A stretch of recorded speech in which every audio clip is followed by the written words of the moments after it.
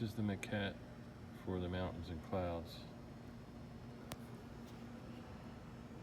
This is what it really looks like. It's huge.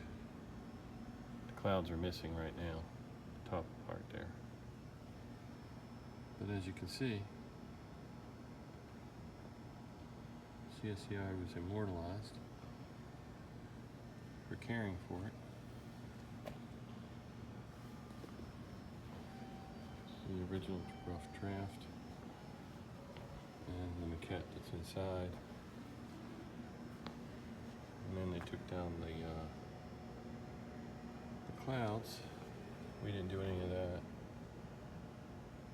And then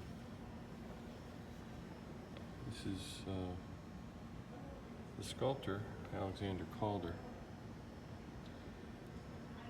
He passed away the day after he made his presentation to the U.S. Senate. And so they built it. So this actually is more expensive than the actual artwork itself. Interesting.